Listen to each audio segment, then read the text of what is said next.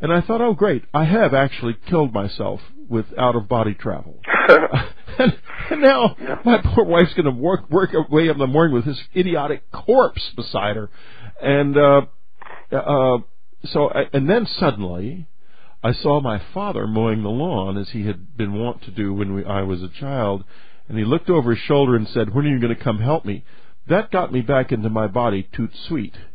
Now, what was I seeing when I was out and seeing all of this change in the physical? Right. Excuse me. First thing is, you are a natural projector. You have natural ability. And that's quite obvious because of all the spontaneous experiences you've had. But what you experienced there at the start was a real-time projection in the real world. And the real-time zone I define as being an accurate, direct reflection of reality as reality happens. It's not really the physical dimension, but it is like an exact copy.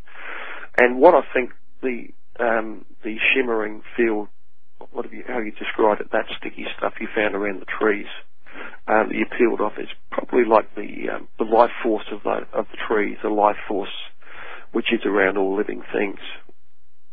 But getting back to your physical body, now, when you have an astral projection, spontaneous or induced, you project a copy of yourself out of body. You don't actually leave your physical body. It is not left an empty shell. If by some feat of the imagination the astral body fades away or was destroyed or something during an astral projection, you would still wake up the next morning, maybe with a bit of a headache and a little bit weak, but you may have lost a little bit of life force, but your original copy of mind and memory and spirit would still be there.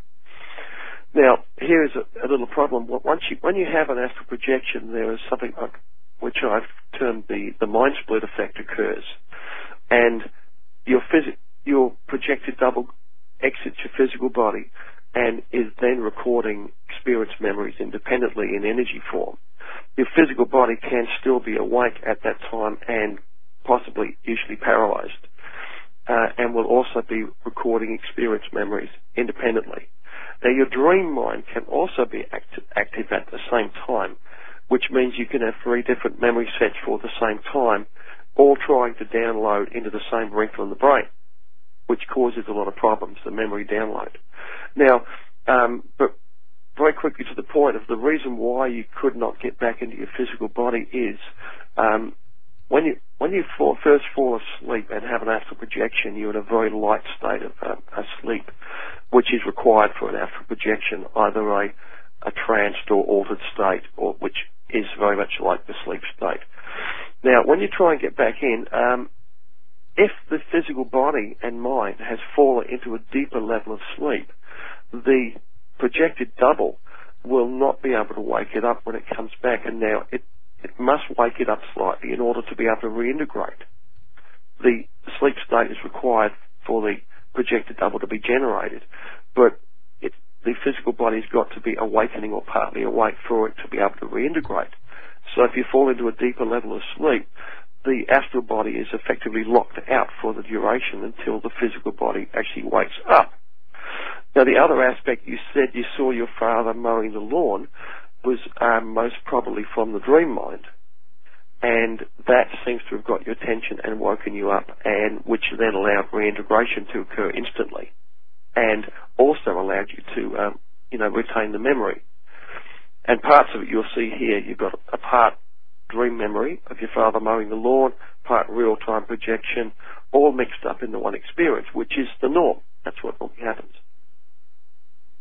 So in other words, I must have chosen something from my memory that would be sure to wake me up, and it was a good choice in that sense, because the last thing I would want to do would be to die and find myself hanging out with my father still mowing the lawn.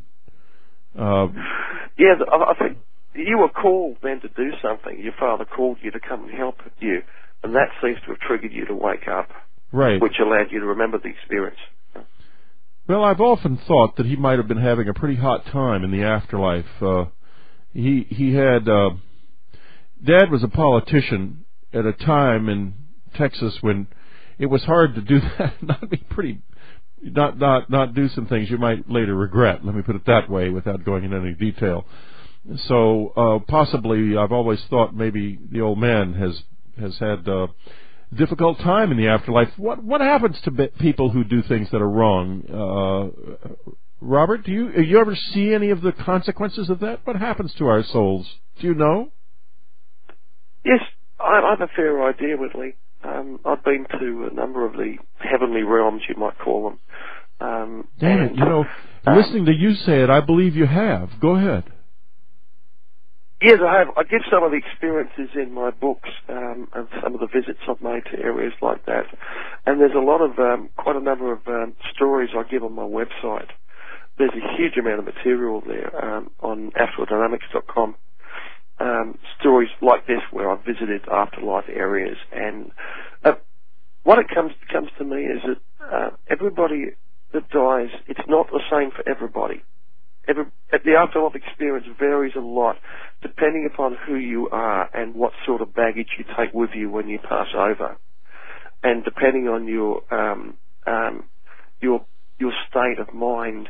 If you take a lot of emotional baggage with you, you may spend quite a long time processing your life and understanding your life until you get to a state where you realize the meaning of your life and understand it, and then progress on to another level, or reincarnate, if that seems to be possible. But yeah, it's not the same for everybody. And like a suicide, for example, a person that dies a very, very troubled life, does not fare any differently to a person who dies of natural causes that has had a very troubled life.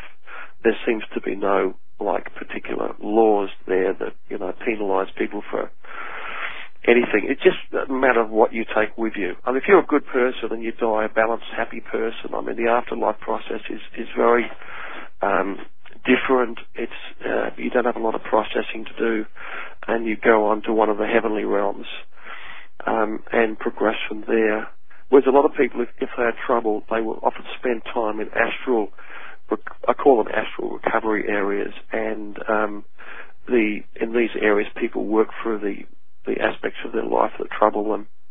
For example, I visited a friend of mine a number of times who died many years ago, who was an alcoholic, and in the area I visited him for many, many years.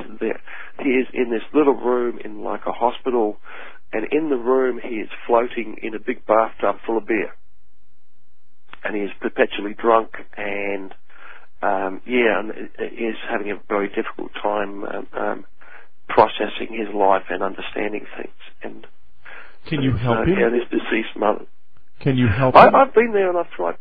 I've been there and I've tried to help him and talk to him, and you can get moments of lucidity out of him. And his mother and father, deceased mother and father, are there with him often, as well as other members of his family, and also spirit people. I don't know who they are, that appear to be like doctors and even nurses. It's fascinating, because I have to tell you, I've seen similar things, and when we get back, I'm going to ask Robert about these worlds and these spiritual doctors and nurses and the baggage we carry with us. This is Whitley Strieber. It's Dreamland. We'll be right back.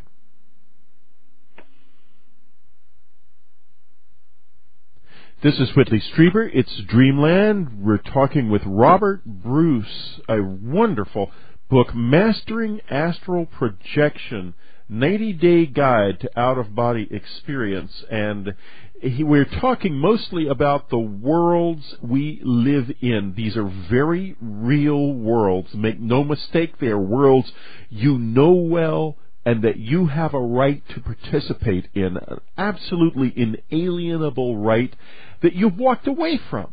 So turn around and come on back and get in this thing. This is wonderful stuff. It will make you happier and better, much more of a human being, if you can walk in these realms with the same ease that Robert does, and he does walk in them with ease. Now, Robert, My wife recently had a dreadful illness, and during that which time she had